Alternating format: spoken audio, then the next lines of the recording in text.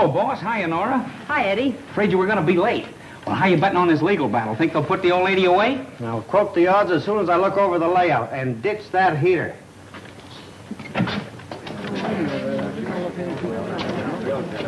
Hi, Mr. Denham. Oh, good morning, Mr. White. Hey, boss, how about me grabbing a couple of shots before things get started? Sure, go ahead. Who is he? That's that famous columnist. I invited him here. I still think you shouldn't attend this hearing. Suppose they make a mistake and try you. You know, there are two schools of thought about the sanity of columnists. Quiet. All right, Miss Denham, would you mind giving me a great big... Not at all. Smile? Thank you. Now remember, just leave everything to me. And don't let personal feelings enter into your testimony. We all know that Aunt Cass is simply no longer capable of managing her money. We'll manage it much better for her. And besides, Aunt Cassie will be properly cared for in an institution. Don't you worry about a thing, Aunt Cassie. Why should I worry? I'm the only sane person in a family of nitwits. She don't look crazy to me. Reminds me of my old lady. All kindness. I guarantee you she wouldn't hurt a fly. But you ought to see those wolves. You can see dollar signs all over their faces. They're just hoping to put the old lady in the funny house so they can spend all that dough she's got. Yeah. You got it, brother. You got it.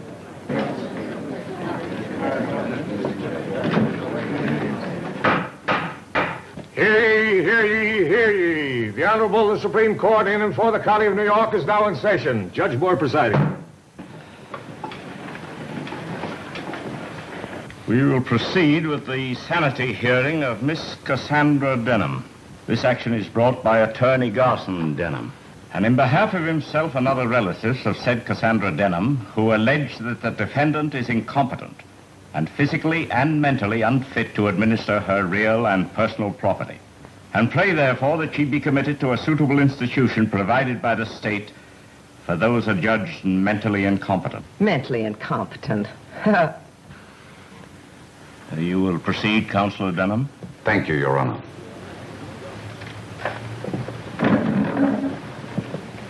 With your permission, I'll call the defendant in this action, Miss Cassandra Denham. Yeah.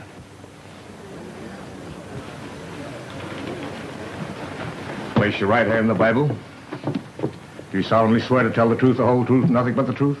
Why not? The truth never hurt anybody.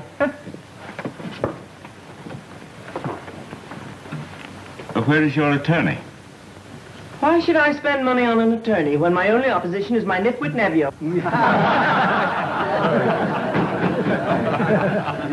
Touche. Hey, what does that mean? It means score 1 for the old lady.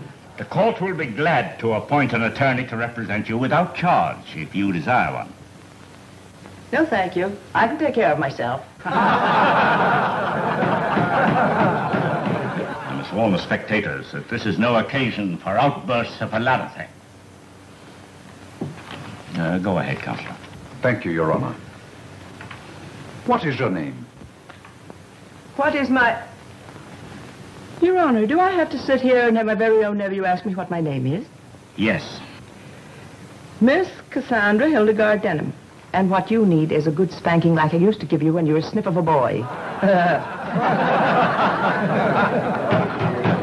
The old lady's crazy like a fox. You will confine your answers to the questions, and the court will tolerate no further demonstrations. Go ahead, Counselor. Thank you. How much wealth do you possess, Miss Denham? Do I have to answer that question? Yes. $3 million, and I'm going to hang on to it.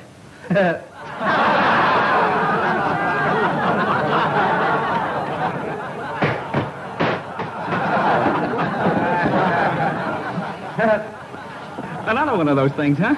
Yeah, what? What you just said before, you know, a touche. Yeah, you said a double. Yeah. I warn you, Miss Denham, to confine your answers to the questions. The alienist cooperating with the court will disregard irrelevant flippancies on the part of the defendant. I trust this is understood. Where do you keep your money and securities, Miss Denham? Wouldn't you like to know? Now, this is my last warning. One more outburst on the part of the spectators and the courtroom will be cleared. Now, you will answer the question. I refuse to answer on the ground that my money is my own until you decide it isn't. And in the meantime, it's none of his business. There's the smartest crazy woman I ever saw. Your objection is well put. You needn't answer. Thank you, Your Honor. Miss Denham, would you say that you were eccentric? I live my own life, if that's what you mean. Did you or did you not recently give $500 to a man you'd never met? A total stranger? Not exactly a stranger. He was a farmer who lived up the road a piece from me. He was about to lose his farm, and I gave him the money so he wouldn't lose it. Did you demand any security for this gift? Why should I? The man's honest. I thought he'd sleep better without a mortgage hanging over his head like Damocles' sword. But you did give this man $500 with no security whatsoever. Yes. Yes. Well, there you are, Your Honor. You see, it's perfectly obvious that my aunt is dissipating her assets. They're my assets. I'll give you 10 to 1 she never sees a padded cell. What do you think I am, a sucker? Yes. Proceed. Miss Denham, tell me, is it true that you use vinegar on your apple pie? Why, yes.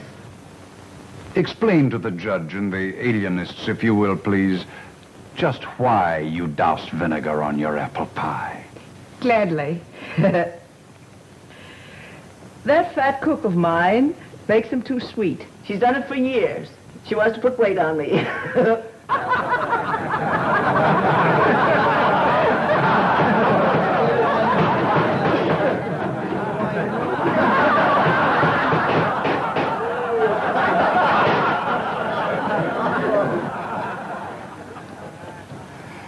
I give up, Your Honor.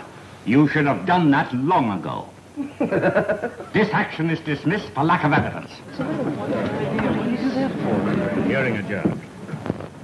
Your Honor, Yes? I want to thank you. And if you ever come my way up in the mountains, drop in and have some apple pie. Without vinegar. Thanks. Yeah, maybe I'll do that. But I like vinegar on apple pie.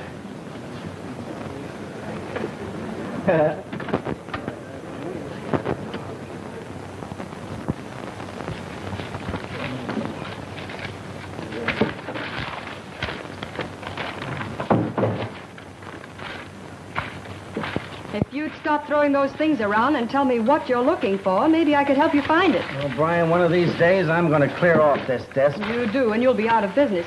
What are you looking for? I'm trying to find that Hollywood item that Danny Dover sent about a week ago. For your information, it's down in the composing room, all set up in type. Oh, Brian, I don't know what I'd do without you. Neither do I. Now that you have that problem off your mind, do you think you'd like to see a caller? Who? Garson Denham. That lawyer who got his ears pinned back last week trying to put his aunt in an asylum. What does he want? Maybe he wants to put you in one. He seems sort of anxious about something. All right, have him come in, but you stay in the room when I'm talking to him. I'm allergic to lawyers. Okay. Come in, Mr. Denham. Good morning, Mr. Denham. Good morning, Mr. White. May I speak to you alone, please? I am alone. Miss O'Brien is part of me. Which part? Quiet. Have a chair, Mr. Denham. Speak freely. Thank you. You look a bit worried. I am worried, Mr. White. This letter is definite proof that my Aunt Cassandra is mentally unbalanced. Mm-hmm.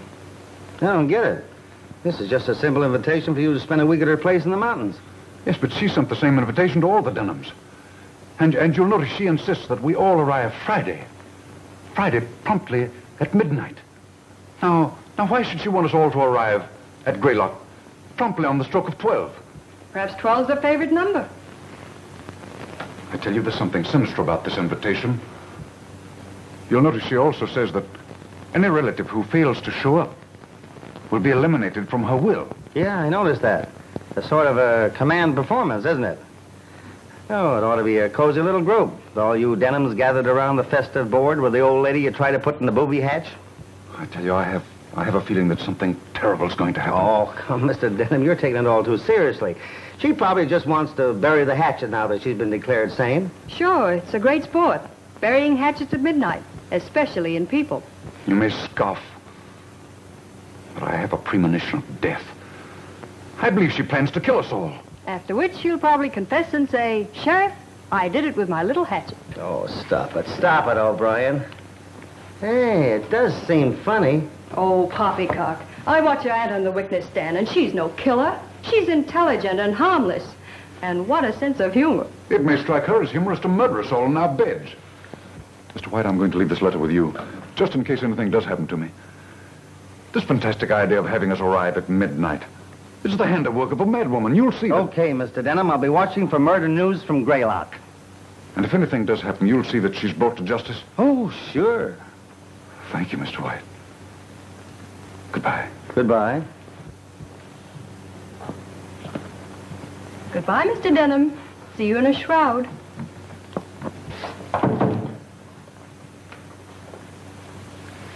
Well? You know, this has all the elements of a swell murder mystery. Greedy relatives try to toss wealthy aunt into the booby hatch so they get hold of her money. Wealthy aunt outsmarts them and is declared sane. Then she invites them all to her place in the mountains to spend a week and tells them to get there exactly at midnight. Midnight. That midnight angle intrigues me. Forget it. How about your stuff for tomorrow night's broadcast? Midnight. Now, why should she insist on midnight? She probably saw the cat and the canary. Now, will you please go back to work? Okay, O'Brien, you slave driver. Here's the lead for the broadcast. See, I'd like to sit in on this little gathering. You know, it ought to be funny. I wonder if I drove up there in my car to Greylock. Oh, well.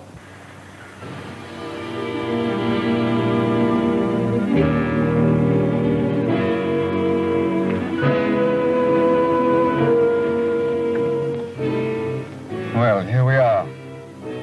Aunt Cassie can't say we aren't prompt. It's still only 10 minutes to 12. I don't care what time it is. We shouldn't be visiting a crazy woman. No, stop it, will you? Stop it.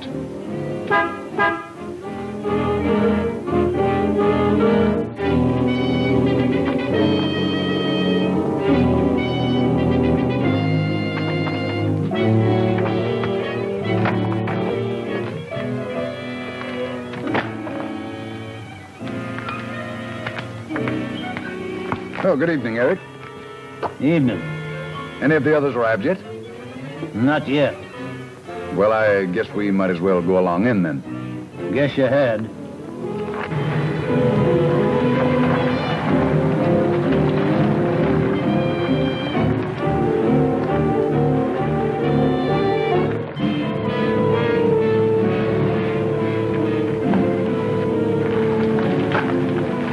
Morning, Eric.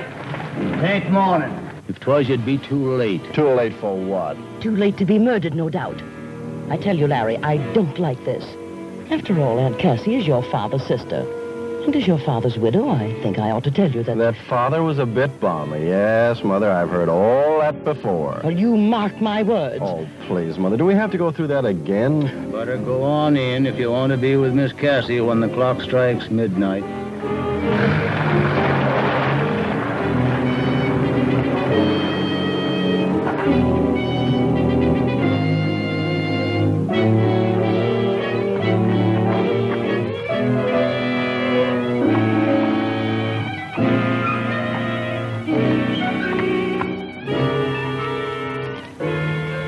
They're all here, aren't they? I watched them come from my garden. Yeah, they're all here. Fine. Fine.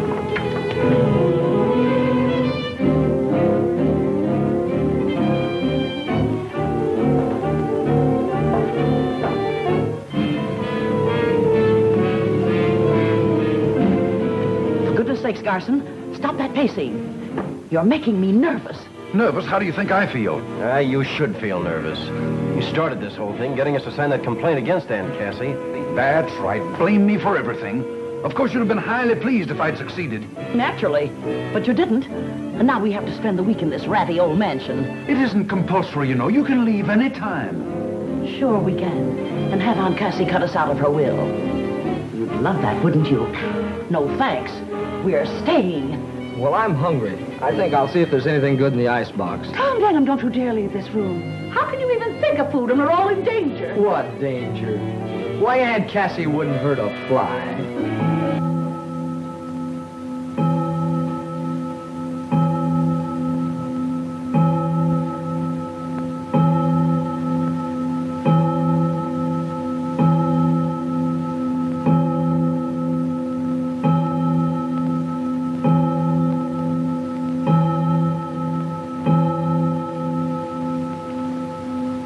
Welcome to Greylock, my precious relatives. Aunt Cassie and Cousin Mary.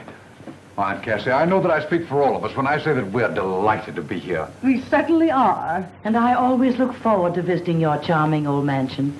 Greylock is such a lovely, restful place. Oh, Aunt Cassie, you look younger every day. Poppycock, stop fawning over me. A week ago, you were trying to put me in a padded cell. But, Aunt Cassie, you know we only did it for your own protection. And to get her money. Keep quiet, child. I'll handle this. I've been protecting myself for 40 years, since I was 25. I've done a pretty good job of it. So let's forget about protection and, sit down, everybody.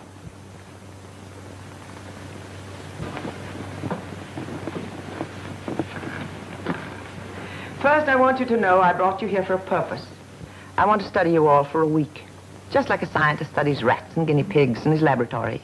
After all, I'm 65. I can't live forever. Everyone must die someday. Oh, please, Aunt Cassie, don't talk about dying. Why, you're the picture of health. And, well, I want to say right now that I had nothing to do with the attempt to, well, send you away. It was all Cousin Garson's fault.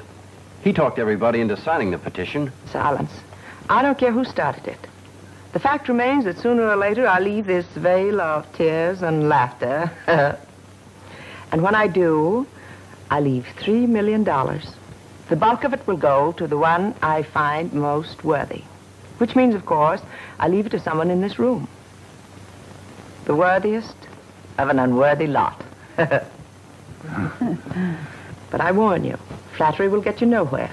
So be yourselves. We'll retire now.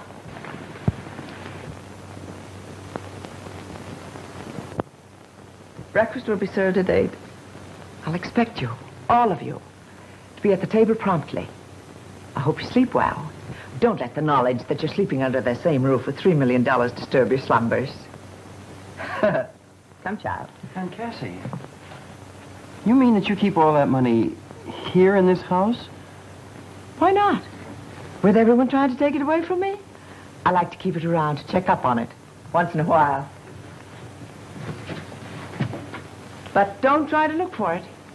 You wouldn't find it in a million years. Did you ring, Miss Cassie? Yes. Have you placed the luggage in the right rooms? Everything is just as you ordered it. Good. Now we'll all have a splendid night's sleep. Come along. I'll distribute you.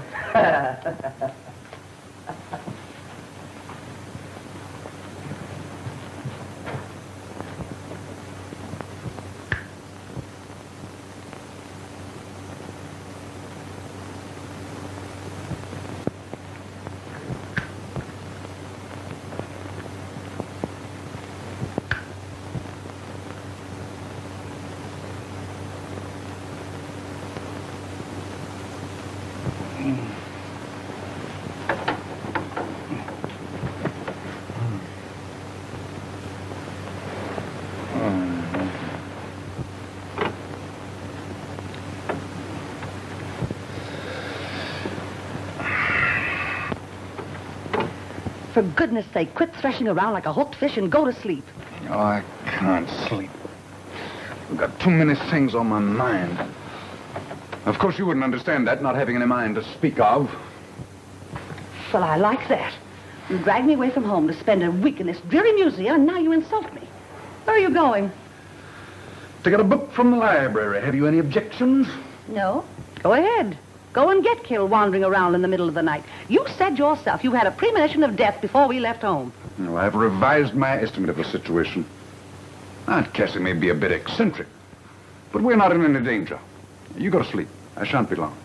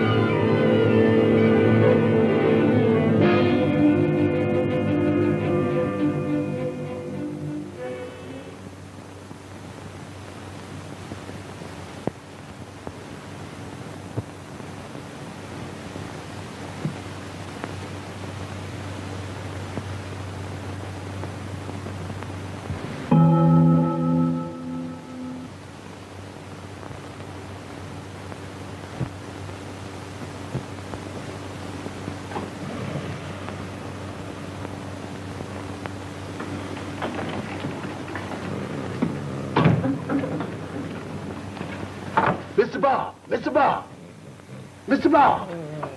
Ain't no use of digging in pulling on covers. You got a telephone to answer. Wake up now. You certain is asleep in this man? Oh, give me those covers. Your big trouble wants you on the telephone. Ain't no use arguing with Miss Nora. Oh, Brian. Oh. Boy, at 10 o'clock in the morning, she knows better than that. Tell her I never talk to anybody in my sleep. She said you'd jump right out of bed if I tell you Lawyer Denham had met her with some killing. What? Yes, indeed. And Mr. Denham's a corpse. Well, why did you say so? I kept trying to, sir. Well, pack me a bag. Hurry up. Oh, yes. Hooray, a murder.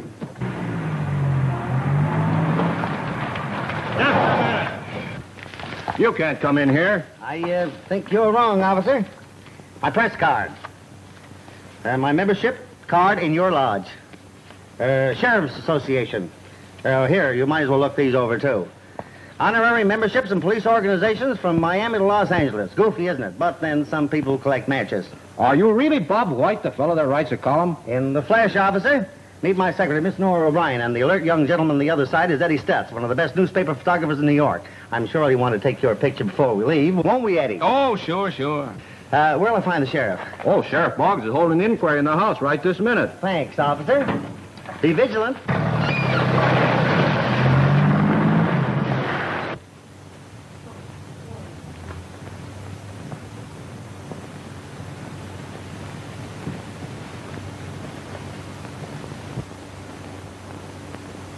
Somebody in this room killed Garson Denham with that knife, and I propose to find out who did it. Why don't you get on with it instead of walking up and down talking your head off? Murder cases take time. I've got to do a lot of deducting. Deducting? You sound like a millionaire making out his income tax. All right, everybody, hold it, please.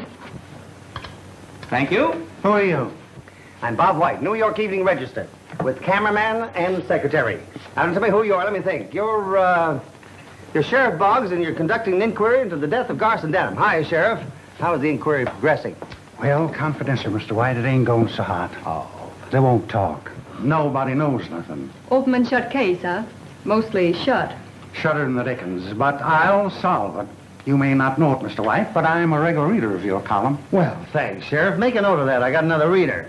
Maybe when I do solve this dastardly crime, you can write one of them editorials about me, like you wrote about J. Edgar Hoover or Dr. Defoe. Well, I'd be glad to, Sheriff, but how about the crime? Got any clues? Only this knife. I found it sticking in the corpus delicti. Take a look at it. No, Sheriff. You take care of that. I'm allergic to knives. Dates way back to the time he learned to use a fork. Quiet. Well, Miss Denham, I see your family reunion got off to a nice little murder. Something's always interfering with my plans. If you mention me in your column, be sure and spell my name right. Oh, you read my column? Yes. Oh, thank you. I was scared to death they'd ask me that on the witness stand. If I'd admitted it, they'd have thought sure I was crazy. You know, Miss Denham, you and I are just going to get along fine. Just fine. I tell you, I got orders not to let anybody in here. Don't tell me I can't come calling Cassie Denham when she's in trouble. Get out of my way. Why, what are they doing to you, Cassandra?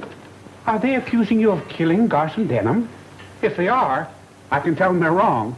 Any man who went snooping around like he did last night was bound to get his comeuppance. How do you know he was snooping? I saw him through the library window. What time was that? About 1 o'clock in the morning. Trowbridge Montrose, what were you doing looking through my library window at 1 o'clock in the morning? Probably looking for a book. Speak up, Mr. Montrose. How'd you happen to be snooping at that hour? I was walking in my garden. All of a sudden, I saw a light come on in Cassie's library. I peeked through the window and saw Garson Denham snooping, looking behind pictures and pulling books from shelves. What else did you see? Well, that was all. When he quit snooping and sat down to read, I went home. Do you generally walk in your garden at 1 o'clock in the morning? Always, when the flowers are in bloom. The scent of flowers at night is much sweeter than it is in the daytime. I love the scent of flowers at night. Your name wouldn't be Ferdinand, would it? No. I was christened Trowbridge Cadwallader Montrose. However, my grandfather's name was Ferdinand. That explains it.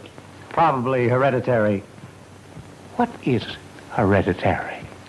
Look, Mr. Montrose, suppose we forget the whole thing?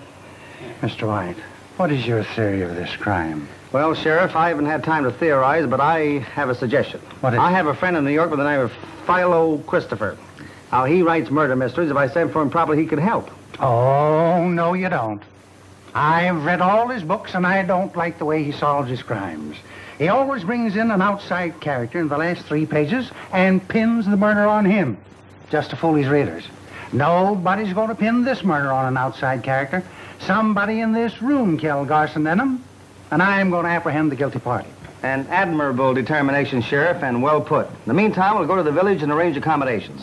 You'll do nothing of the kind. We have plenty of empty rooms here, and you're welcome to stay. In fact, Mr. White, you can sleep in a bed George Washington once slept in. What, another? Father of our country certainly got around, didn't he? I accept your hospitality, Miss Cassandra, and you're very kind. In the meantime, Sheriff, what happens now? I don't rightly know. You fool, you blundering idiot. How can you be so dumb? You know this madwoman committed murder. Why don't you arrest her? Now, take it easy, Mrs. Denham. I've got no proof that she killed your husband. Proof? Proof? What more proof do you want? She invited here for a visit and insisted we arrive at midnight. Then she informed us she's going to study us for a week, like rats or guinea pigs. She had every reason to kill Garson, because he wanted to put her where she belonged, in an asylum. I demand that you arrest her. Now, hold on. Aunt Cassie's been doing queer things around these parts as long as I can remember. But she ain't crazy. The court just decided that. And I'm arresting nobody till I've got proof. You fool! You're protecting a murderess. Tom, take me home. I'll not stay in this house another minute. Oh, yes, you will. Nobody's leaving Greylock till I apprehend the killer. Tom, take me to my room. You all heard what I said. Nobody's leaving the grounds until this crime's cleared up. I'll have men guard the place day and night. That's all for now. Well, what about me? I live next door. You can go home. My men will keep an eye on you. Maybe after you get unpacked, you'd kind of like to talk this case over before the coroner gets here. Thanks, Sheriff. I'll be glad to. Seton, see that the press is made comfortable. Yes, ma'am. Come, Mary. I don't like this, Sherlock. I'm scared stiff. Chin up, Watson.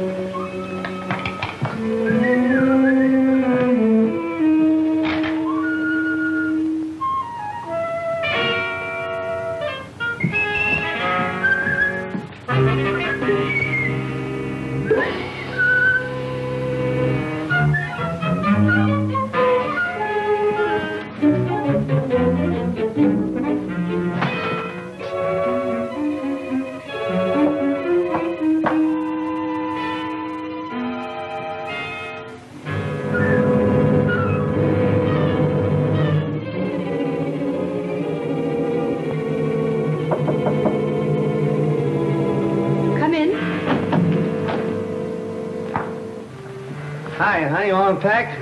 Just about. Charming old place, don't you think? Yes. Wonderful view from that window. Have a look. Yeah?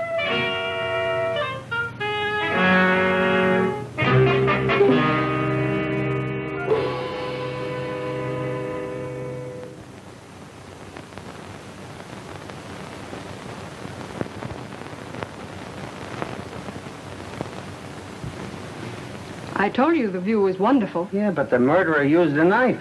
Well, maybe the next victim will be poisoned. Listen, honey, don't let this thing get you. There won't be any more murders. Come on, let's go down and kip us with the sheriff.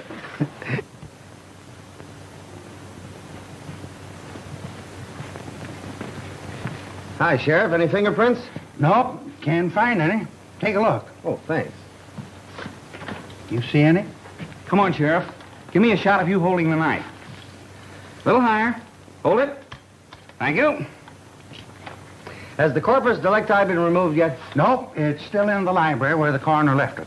The undertaker's coming from the village. Do you mind if I take a look at it? No, come on. You better stay here. This is not for you. I'm a newspaper man. I can take it.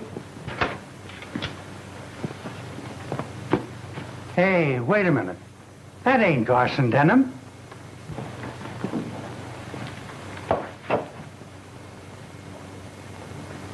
You're right, Sheriff. That's Larry Denham. But he sure is a corpus delictus. Oh, look.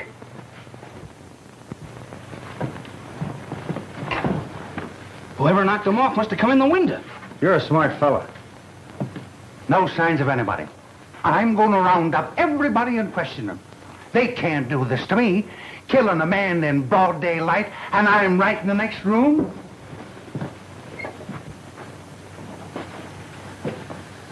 Well, here we go again, Miss Denham.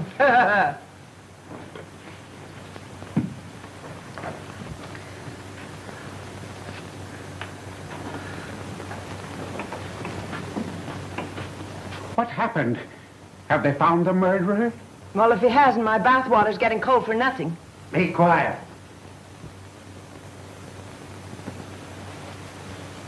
Where were you during the last half hour? I was transplanting a tree near the entrance gate. Deputy Judkins was with me.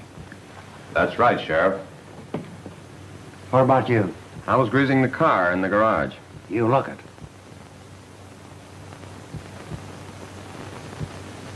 What were you doing? I was making apple pies, and I'll never be done for dinner at this rate. You got an alibi? I was counting the laundry. The cook saw me.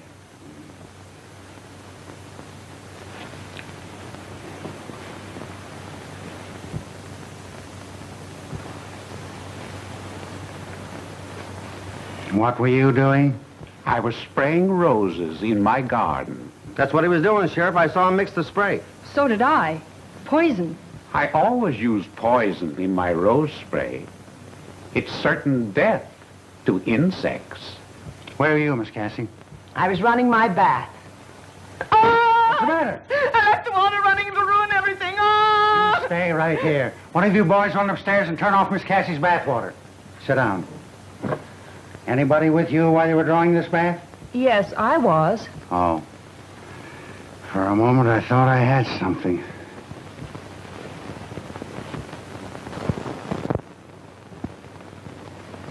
And I was walking in the garden by the summer house. You didn't walk by the library by any chance, did you?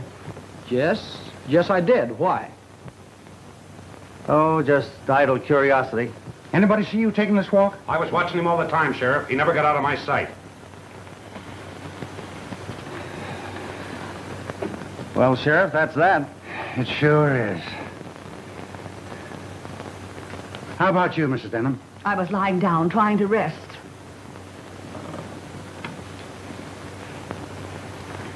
Where's Larry? Sheriff.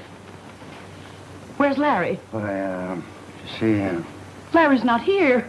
hey, you're right, ma'am, he ain't. He's dead. Dead?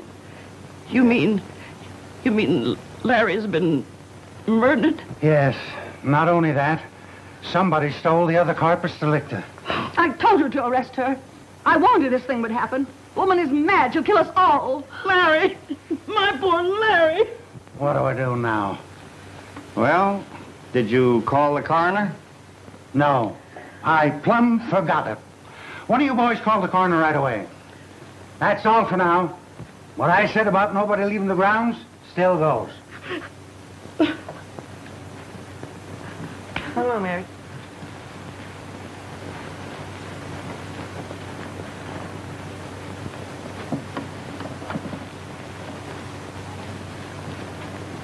All right, boys, keep an eye outside. What do you folks make of this? They've all got alibis. I'm beginning to think maybe I did And it. if you did, you're holding out on your paper. You haven't phoned in your story yet. That's right, I haven't. Proving you're a columnist, not a reporter. Now look, mister. Let's get out of this funny house and go back to New York. They'll be dancing in 52nd Street tonight while we're playing tag with a knife thrower. You've got a fair start with your column with readers from New York to Shanghai, China. Why take a chance? Relax, beautiful. Nobody's going to harm me. I'm the handsome young juvenile in this story. He never gets hurt. Now, you be a good girl. Get the editor on the phone and give him enough stuff for a flash bulletin. Tell him I'll send in a follow-up story in an hour. Okay. Swell. Say, Sheriff, do you suppose we can do a little snooping in the library there before the coroner gets here? Oh, I guess it'd be all right if we don't disturb nothing. Swell.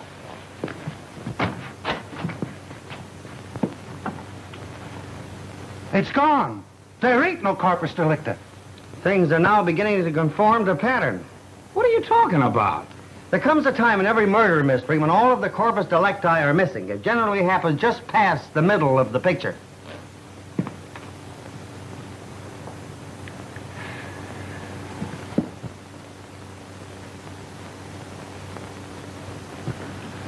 I know how you feel, pal. This thing's got me stumped, too. But we'll both keep trying. We'll think it out together, eh, pal?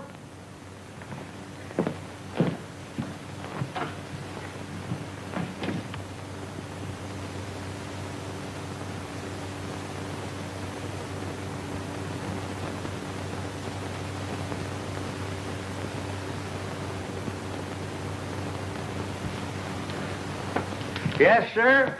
The law always catches up to the guilty party.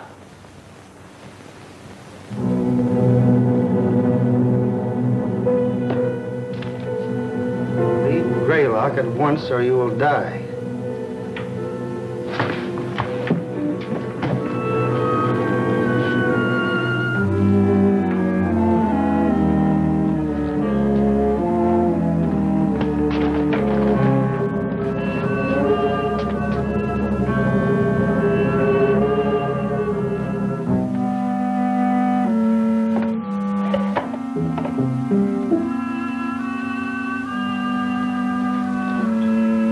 Better come out of there or I'll shoot.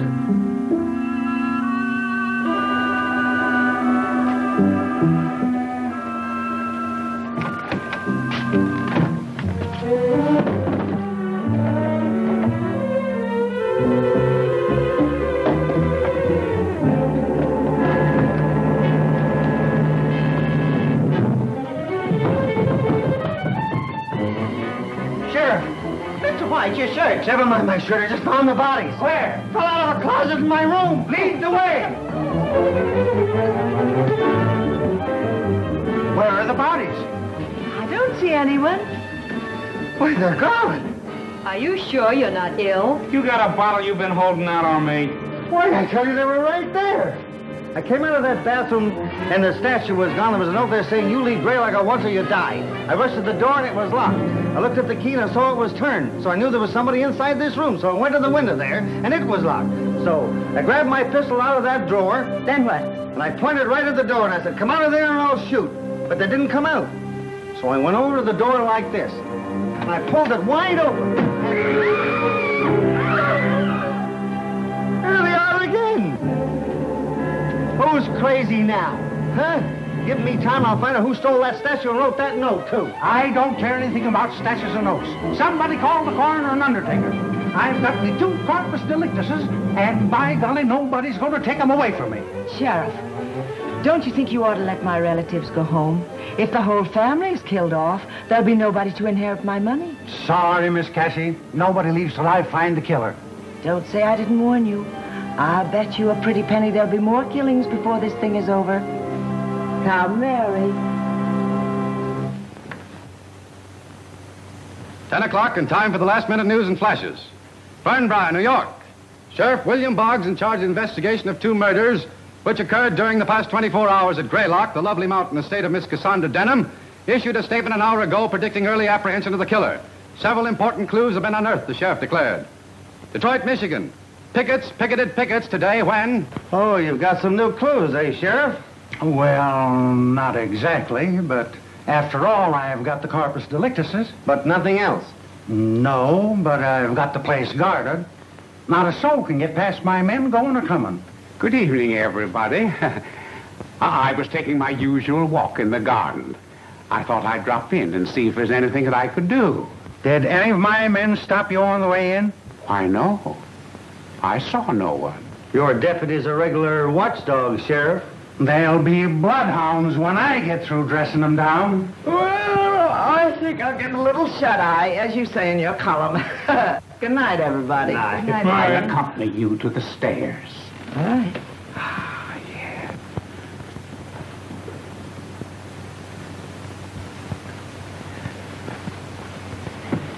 Cassie, is there anything you want to tell me? No. Remember, I'll always stand by you. Don't overdo it. Good night. Good night. That sweet little soul who just left gives me the jiving jitters.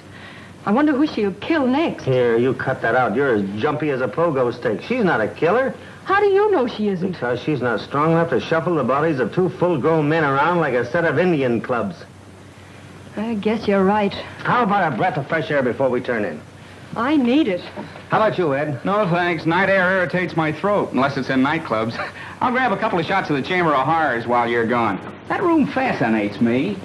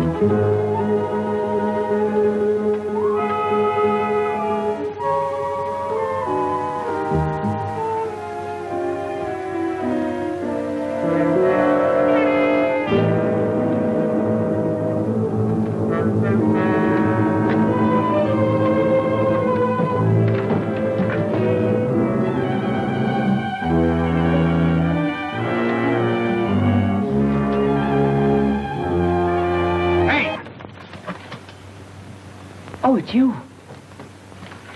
Did you get a good picture? I never miss. That's fine. If they look anything like me, I'll buy a dozen. Well, that is, if the price is right. Look, Miss Cassie, are you nuts? The law says I'm not. Then why are you wandering around in this subway? Looking for a new victim, I betcha. You think I'm a murderess? If you ain't, why are you here? Can you keep a secret? I'm a newspaper man. Answer my question. Sure, I can keep a secret. Follow me.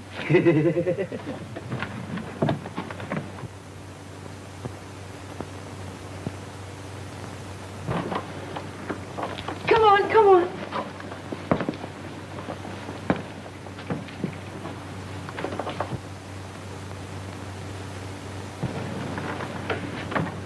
I don't suppose you've seen many $10,000 banknotes in your day, have you? $10,000 banknotes? Look, Miss Cassie, I'm lucky to cast my peepers on a double sawbuck, meaning 20 potatoes, meaning dollars to you. Well, here are 200 of them. 2 million in currency and 1 million in securities. I want you to hold all of them for me for safekeeping. Me? Carry $3 million around with me? Lady, now I know you're crazy. No, I'm wise. Whoever is committing the murders is after my money. And it's someone who suspects I keep it in the library. Otherwise, why would Garson and Larry have been murdered in the library? Sounds reasonable. It is reasonable. But if you keep the money and the securities hidden safely in your camera case, no one will suspect. And I won't tell a soul. Because you might be murdered, too. But you find yourself another boy. It ain't worth the risk. Oh, yes, it is. Because when the murderer is apprehended, I'm going to give you one of these nice, crisp banknotes. You mean I get $10,000? Yes. Aunt Cassie, you made a deal. You got any idea who the killer might be? Oh, I hope it isn't the one I suspect. Who's that? My neighbor, Trowbridge Montrose. You mean the flower smeller? Yes. He's been in love with me for years. I get it. A short engagement, huh? No, we're not engaged. I can't make up my mind. Don't worry, you'll get around to it. What makes you think he's the killer? Because he was furious when my relatives tried to put me in the insane asylum. He cracked his knuckles. And every time he does that, I know he's furious. He wanted to give them a dose of his rose spray. You mean the poison that he kills the bugs with? Yes. Oh, I do hope the next murder is by poison. My mind will be relieved. Next murder? Oh, yes. There'll be other murders. Goodbye. Oh, boy, this thing's got me stymied. Let's sit down. Okay. It's a cinch it's not Aunt Cassie. She couldn't lug bodies around. Neither could Martha Denham, nor Garson Denham's widow, or that niece that lives with the old lady. Then it must be a man. How about Tom? Oh, Tom. He doesn't strike me as a boy who'd kill his father and cousin. Somebody's coming. Huh? Good evening. Oh, hello. Good evening. Not very sociable, are they? Well, what did you expect them to do? Sit in your lap? Oh, stop snapping at me, O'Brien. Sorry. You were eliminating suspects. Well, the butler's out. He's an old family retainer. So's Katie the cook. Fat people seldom commit murder. But cooks do use knives. Oh, not knives. Antique knives, 200 years old. Well, there's still the chauffeur and the gardener and Mr. Trowbridge Montrose. Oh, Montrose. Monty wouldn't hurt a fly. I don't know about that. When he talked about spraying bugs, he had an unholy look in his eyes. Now, let's take the gardener. You take him. All he wants is to be left alone. Well, there's still the chauffeur. He's out, too. He was asleep over the garage when Garson Denham was killed and under a car when Larry got it. Well, then who is the murderer? I don't know. Maybe it's the little man that turns out the lights in electric ice boxes. Very funny. All on account of Aunt Cassie's money. If only she'd distribute it where it would do some good, there wouldn't have been any murders. Why, Tommy, you sound like you begrudge Aunt Cassie her money. I do.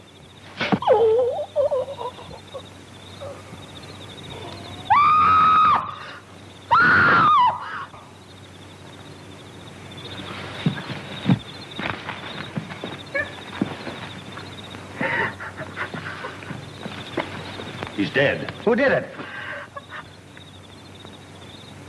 I don't know. We were sitting here talking when all of a sudden he groaned and then I heard someone run away. Come on, boys, let's have a look around. We'd better go in the house.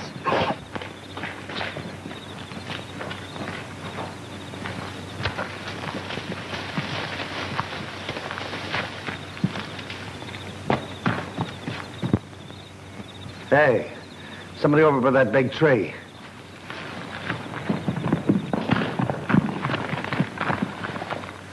Nobody here. He didn't climb up. Yeah, but we saw him go behind the tree. Maybe he kept right on going with the tree between him and us. Maybe you're right. Well, I guess that's that. I'll see you later. Come on, let's go.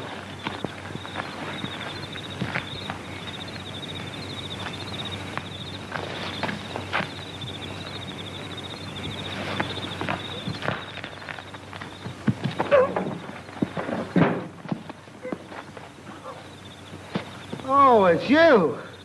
Well, who'd you think it was?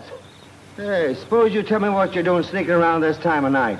I'm not sneaking around this time of night. I'm taking that can of oil to Michael in the garage. Oh, yeah? Well, come on. Let's see what Michael knows about this. Come on.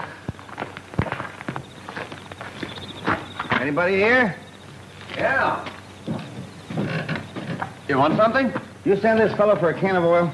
Sure I did. What about it? Well, for your information, there's been another murder. Someone just killed Tommy Denham. Young Tommy? That's why I tackled you in the garden. Wouldn't you know it? Well, I guess we might as well start for the house. The sheriff will want to question everybody again. You know, if these murders don't stop, I'm never going to get that car greased. Oh, that's going to be tough.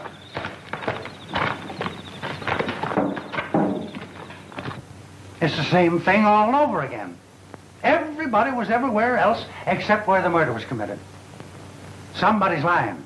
Somebody in this room murdered 3 men. How long are you going to go on being a fool? You know she's the guilty one. I almost wish you were right. I'd confess and get it over with. It's all because of my money.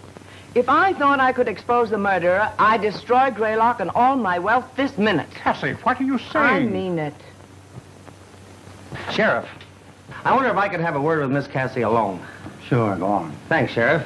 Miss Cassie, would you mind stepping into the library for just a moment? Not at all.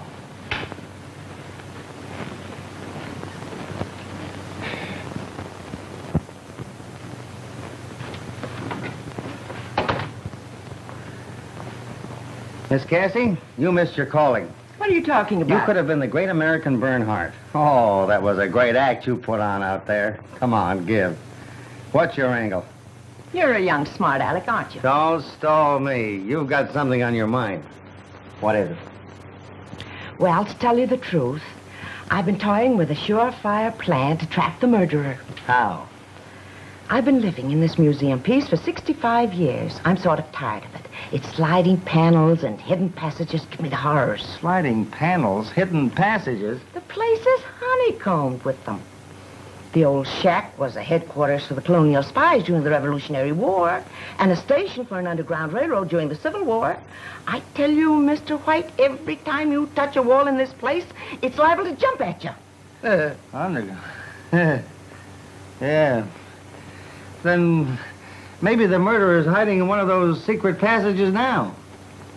He might be. But if he isn't, my plan is still good. I'm going to set fire to Greylock. You're going to do what? I'm going to burn the old shack down. You see, whoever the killer is, he or she is after my money. Until today, I had $3 million in cash and securities hidden in this house. Today, I removed it.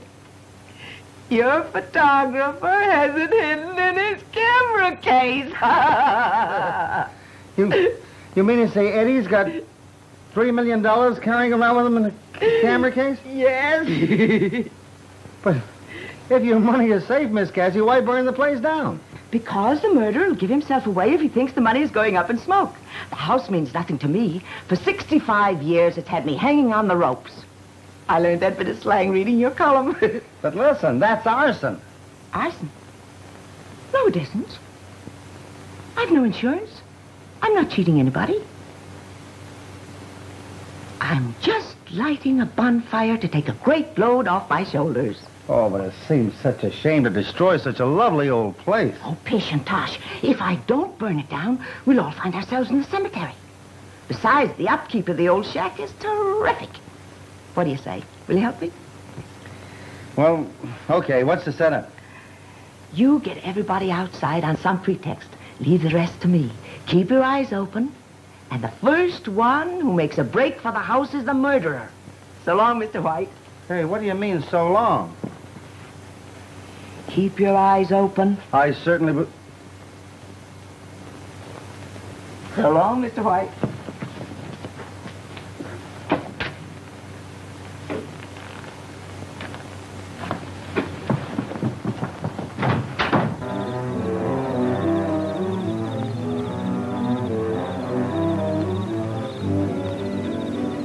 Why should we be herded out here at this hour of the night? Where's Aunt Cassie? Calm yourself and don't ask questions. Hey, look!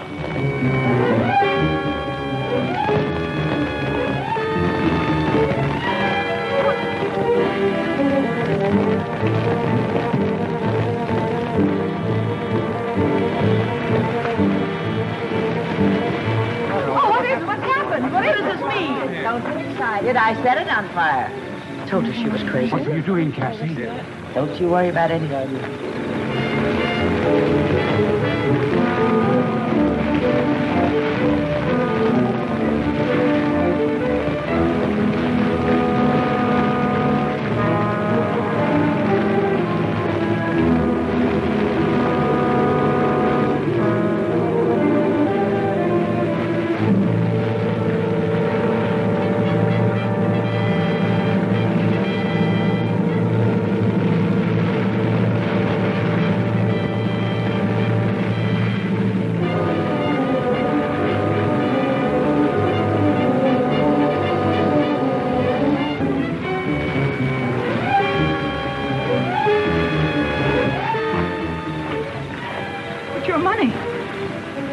In there. Yes, I know it. It'll be destroyed. I'm glad of it. Money is a curse that breeds evil.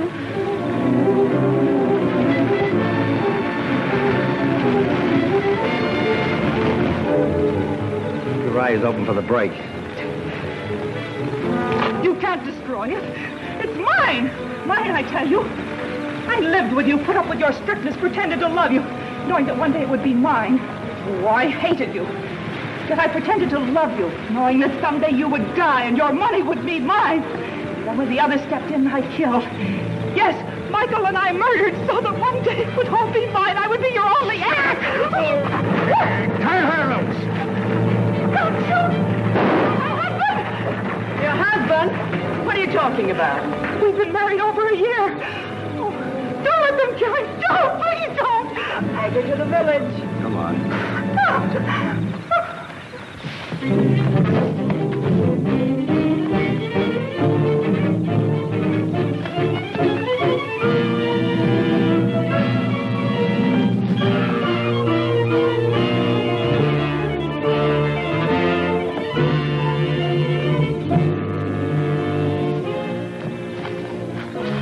Where is he?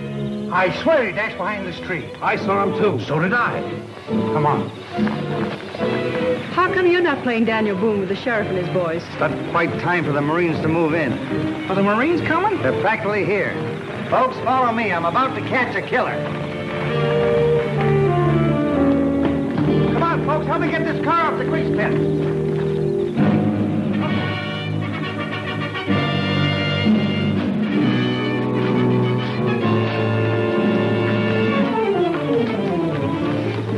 Stand back, folks. And I'll have to do a little shooting. What is this? Quiet. Here he comes now. Hey! Come on.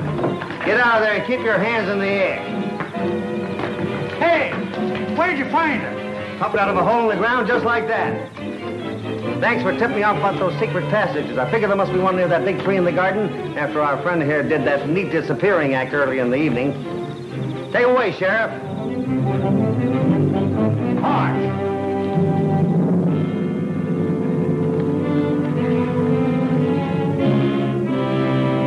Trowbridge, will you marry me? Cassie, do you mean it? Of course I do. I've got to live somewhere now that Greylock's no more. Maybe we can wake up Judge Hoskins and get hitched tonight. Darling. Love is in the air. Come on. Here's your money, Miss Cassie. And if it's all the same to you, I'll have my 10 G's at this moment. Here you are. You've earned it. Oh, boy, oh, boy, oh. Hey. Hey! Hey, this is Confederate money. It ain't worth a penny. I guess I'll forget to tell you all. I'm one of the Denhams of Virginia, from the deep south. Trowbridge, darling, you have enough real money for both of us, haven't you? Ample, my pet. You better have. You've been taking care of the old shack and all my relatives for 20 years. Well, what do we do now? I don't know what you're going to do, brother, but I'm going to do this. Okay. Hold it.